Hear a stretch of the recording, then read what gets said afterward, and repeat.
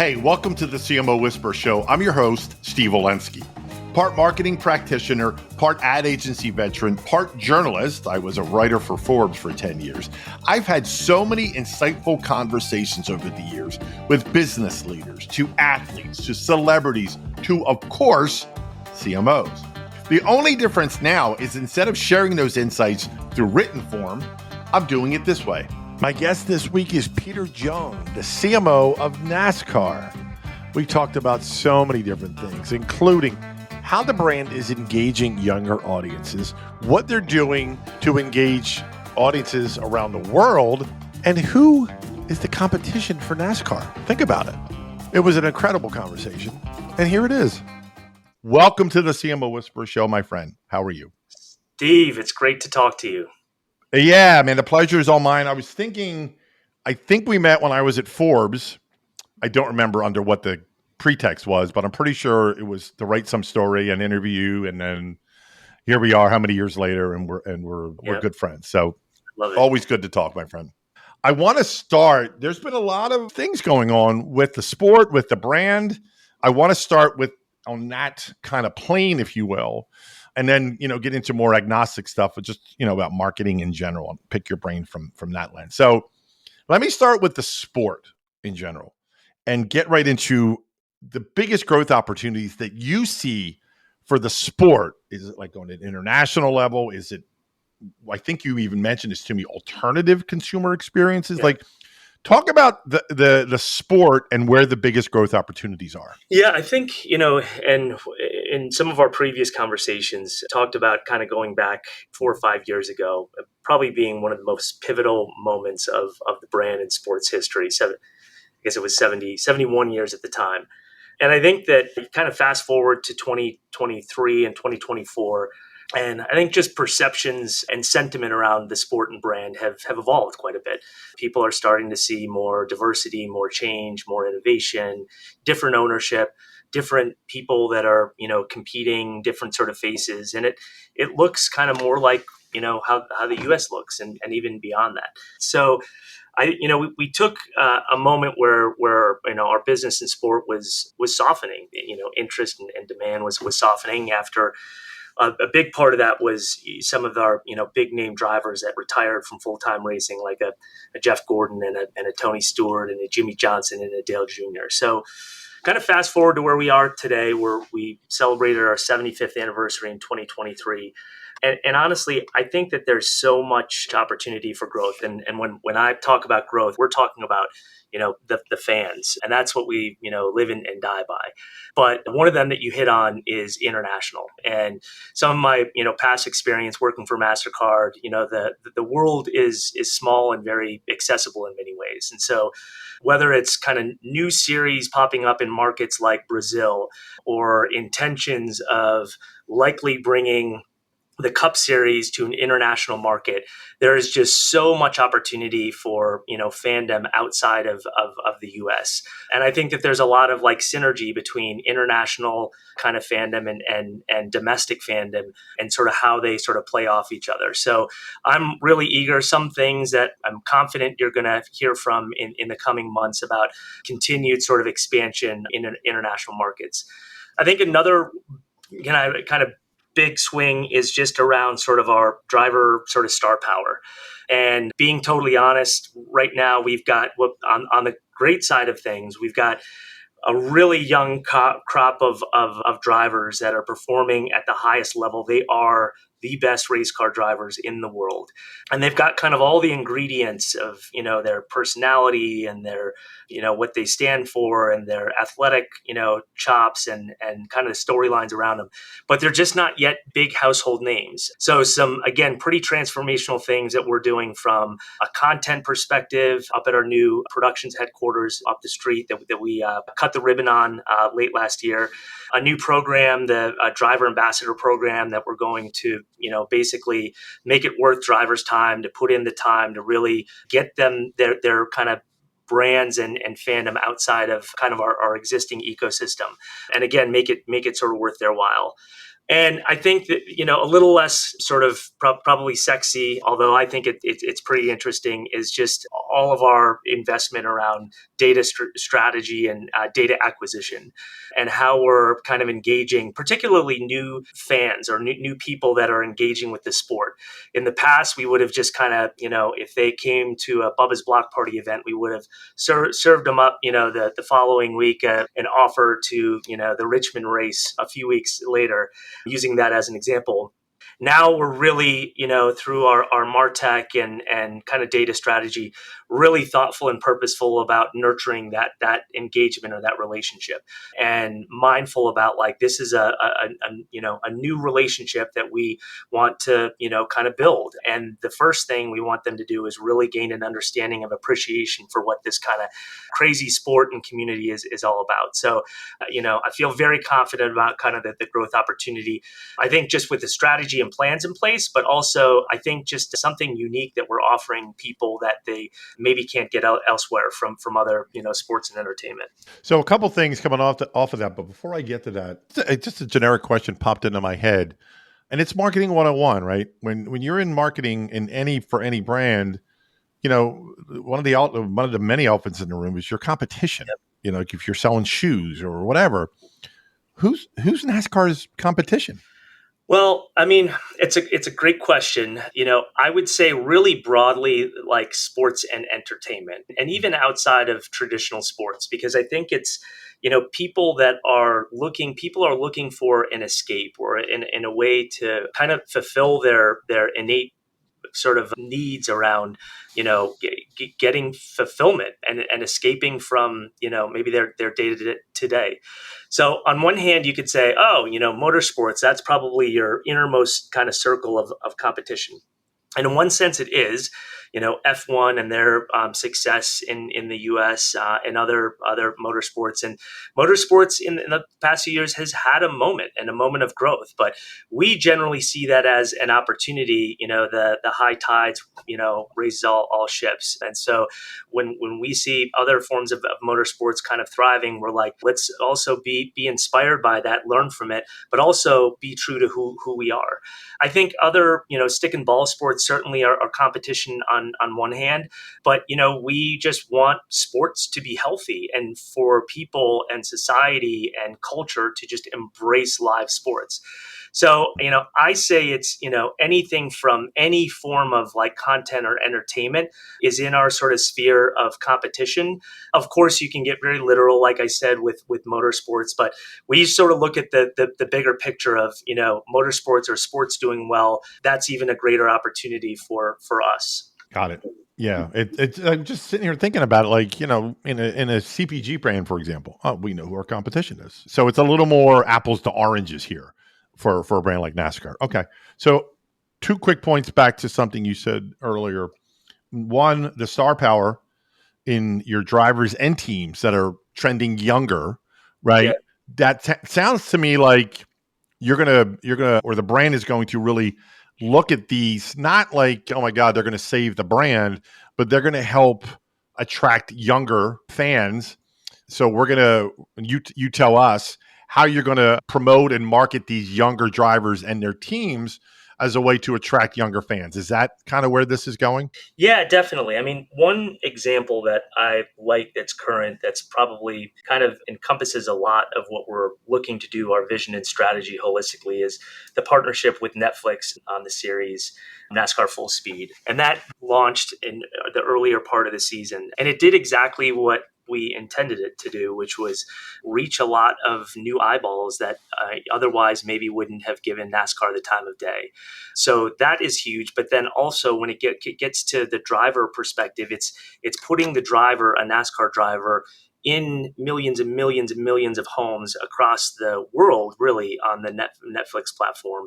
But it's showing the drivers like their persona outside of a car and a fire suit and a helmet.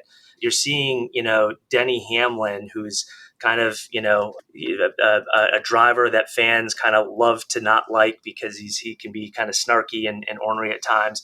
But you get to see the personal side of him and spending time with his children and his family and being at his house and other things that he loves to do. And so that's a very kind of specific example of marketing or engaging audiences in a very different way. And that's kind of the age of marketing where we are today.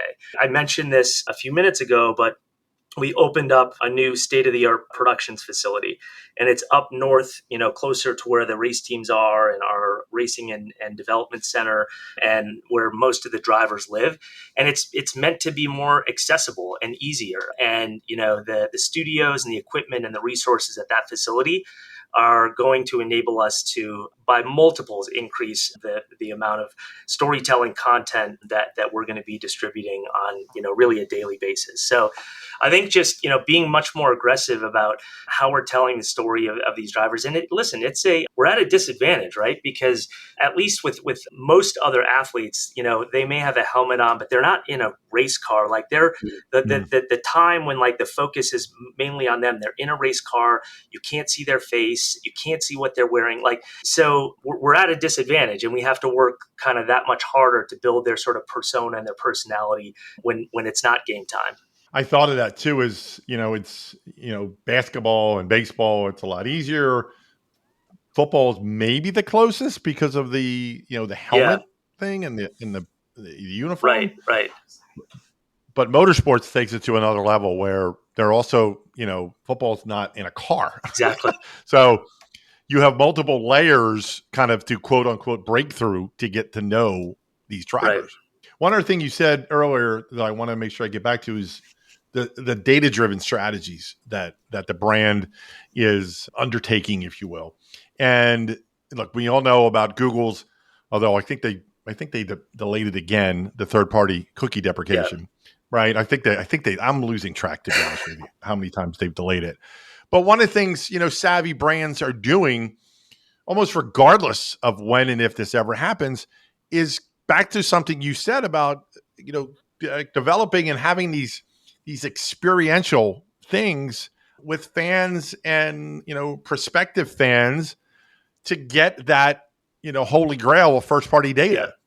Right. So that's a kudos to you guys, for doing that. And I'm not blowing smoke or anything. I just wanted to acknowledge that with the more of these types of in-person events, yes, it's going to help, of course, from a loyalty and you give them some swag or whatever you do. But from a marketer's perspective, it's collecting that first party data, Yeah. right? Yeah, I mean it's so important, and it's important for every marketer, every brand virtually. If data isn't the foundation of kind of everything that you do, I don't know how there's a confidence in sort of a long-term strategy or business model. But I one example of that is the NASCAR fan rewards program. So launched that in 2023. I believe it's still the first league level rewards program, at least in the US. And really yes, it's to deepen our relationship with our fans and our customers. It's to recognize fans for not only if they're purchasing stuff like merchandise or a ticket, but just any engagement that they spend with NASCAR, we're recognizing them. And it's a significant investment. And you have to look at kind of the return on that in terms of the depth and kind of lifetime value of the fan rewards customers or fans versus the rest of our data warehouse. And hopefully over time, we'll continue to convert more and more to NASCAR fan rewards. But I mean, we probably know 10 times the information that we have on the fan rewards fan versus every kind of the average of our data warehouse.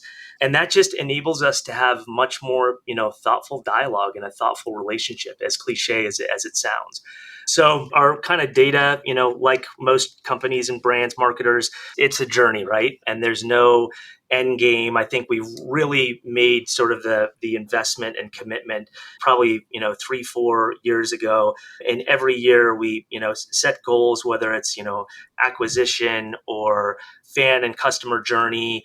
We're setting our kind of our expectations and sights higher and higher, because it is, no matter how you slice it, it's paramount to our success. Yeah, and it's paramount for any brand, really. But I think it's maybe heightened, if you will, in importance for a brand like NASCAR. That you're not selling a tangible thing per se; it's an experience. Yeah. Hey, I know something huge came up last year, and I saw it come across, and that's the new media rights deal, right? And if you didn't see it, I think it was November, where a new deal was announced starting in 2025 for 7 years, right? Fox and NBC are back, but you're adding a bunch of new options, including Amazon Prime and TNT Sports. Talk a little bit about that, how it came about, and what that's going to mean for the brand. Yeah, so I wasn't part of the group that was kind of in all those discussions and negotiating. Obviously, work closely with our incumbent partners, marketing partners, but I think where we netted out was couldn't have been really much better. And it's you know, Steve, very well that it is a very very tough and complex media marketplace, specifically around live sports rights. Just seeing kind of the NBA and a lot of demand for that, but it's tough. It's tough for the traditional media companies. It's tough for the cable providers. It's tough for the OTT and the streaming platforms that are building their model and subscriptions and all of that. And I think what's really a big challenge is to like hedge on where sort of consumption in the media landscape is going to be in 2 years and 5 years and 7 years. And I don't think anyone really knows, to be honest. And there's not one channel or play that's going to fulfill on everything. It can't just be all network, or you may have more eyeballs today, but maybe not eyeballs in a few years. You probably don't have the revenue upside. Cable, although we've heard millions of times the cord cutting, but cable is still a big audience. And the streaming marketplace is more and more competitive, and it continues to show that live programming really drives the streaming sort of subs and their business model. So where we netted out is I think great, just the length of it, the brands, the companies, the partners. I think one of the things I'm most excited about is the openness of all of the partners, 5 broadcast partners from 2 to 5, in working together. Whereas I think that in the past, maybe there was a little bit more like, all right, your half of the season, my half of the season, with all good intentions. But now I think everyone is really like, how can we work together? How can we, whether it's talent or marketing or data or promotion or, or format, everyone is kind of working together in ways that I've never seen, and probably no one has seen, at least within our industry. And also just seeing some diversity, right? Like to have an Amazon come to the table, and they bring a lot of new expertise and resources and data. And just look what they've done with Thursday Night Football, and they cover it really well. It's been really well received, and there is something to the bringing the average age of the viewer down for a sport like the NFL. And I imagine some of that will apply to NASCAR as well. CW is another partner that relatively new to the sports game. They have the entire Xfinity season, which is sort of the series underneath the NASCAR Cup Series. To have that not sort of like linked to the Cup Series and seen as like the Saturday race, the Saturday NASCAR race, so giving that more of an identity. And there's one place to see it in literally every household that has network television, and TNT, having them back to the fold, and just being in the midst of basketball season and recently college hoops, announcing something like the in-season tournament, just adding some new content and opportunity and storylines in our what tends to be a very long season. So I'm super pumped. This has kind of been unofficially dubbed the bridge year, because we got a lot of work to do. We've got Xfinity coming online, and they're going to take the reins midway through the playoffs, or during the playoffs for the Xfinity series. And next year, we are out of the gates, even early in the season, with, Amazon and then TNT having our practice and qualifying. So I think great distribution, great partners, great plans. I couldn't be more excited. When I read about it, it was just, wow, this is huge, right? To keep the incumbents like Fox and NBC, but bring in all these others, it's just the breadth and scope of the reach is going to be insane.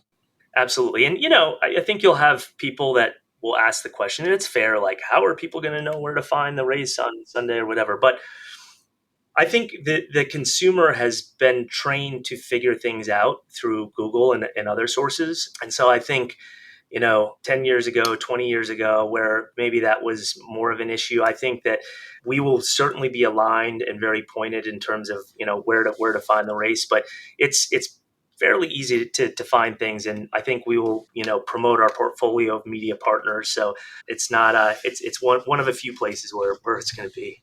All right, so I'm going to put you on the spot Okay. here, and I'm kicking around the idea of starting this new feature on my Okay. show, and you're the very first one, and I'm just calling it the Random Okay. Five, and I'm going to just ask five random questions. I'm the first random five. You are the first Love Random it. Five. Okay, you ready? Yeah. What was your first marketing job? I was an assistant media planner at Carmichael Lynch in Minneapolis. I worked on Pentax, the cameras, and American Standard, the toilets and sinks. And Interesting. Okay, that's a good entree, right? Entree into the world of marketing. Other than NASCAR, of course, what's a brand you're loyal to and why? I would say I'm very loyal to NASCAR brands, like NASCAR, like fans. Even if I wasn't in NASCAR and it didn't have a preference for an automobile, I would say I'm loyal to Chevy. And it really just goes back to like my kind of family and connection. My parents are from a really small farm town in Minnesota, and everyone has a lot of kind of American pride. And most of my grandparents, aunts, and uncles drove Chevys, and so I was really a car nut as a kid, but I was really just drawn to that kind of that bow tie. What's the three most important traits leaders can have? Empathy, drive, and I'd say maybe drive and passion are probably the same, and being a risk taker. Hmm. And I think empathy is just really.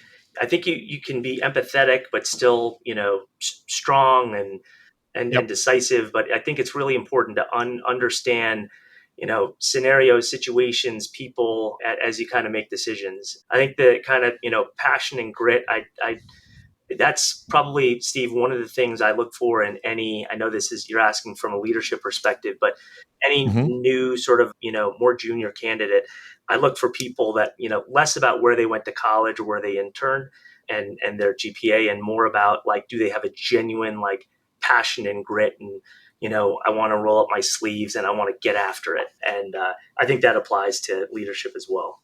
Yeah, look, I have a saying, you can't fake passion. Exactly. And you can. But I also want to touch on, you said risk taking.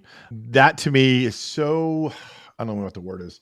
It could be overused, but underused at the same time. And what I mean by that is I think a lot of people proclaim themselves to be risk taking.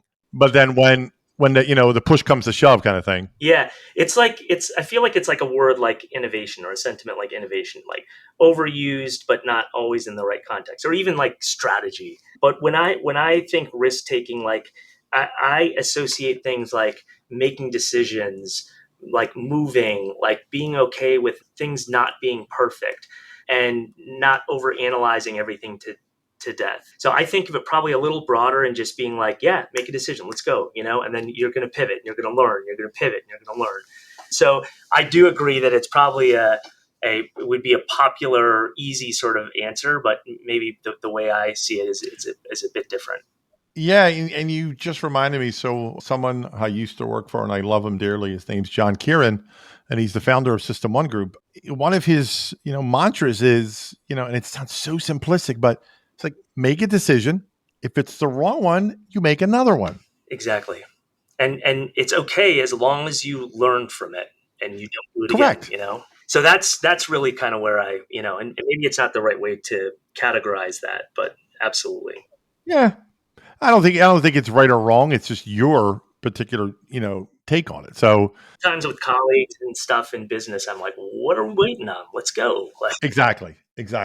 I mean, it's just and yeah. Well, anyway, that's a whole nother topic of it seems the bigger the brand, the slower they move on decision making. But that's a whole nother story. What did your worst job, and it doesn't have to be the marketing job, but in your career, could be anything you did, could be delivering newspapers. What did your worst job teach you? well, I another thing that I love is boats and being by the water. And I Hmm. spent a couple summers working on a fuel dock, and it was the worst just because you're like inhaling like gas all day and stuff. But that really taught me at kind of a young age, these were like high school years, about the importance of relationships and customer service. And the goal at the time, or at least my goal was, it was not always common to get a tip, but if you're catching lines and stuff like that and helping people kind of wash down their boat, it would be often that you get a tip. And I just really early on, I'm like, there's definitely a correlation of like being kind, being thoughtful, like being mindful about, their name or something personal, that with the higher instance of having like a tip. So I just think the importance of, relationships and people is huge. And I still kind of apply that. One of my early mentors, Pat Fallon, who's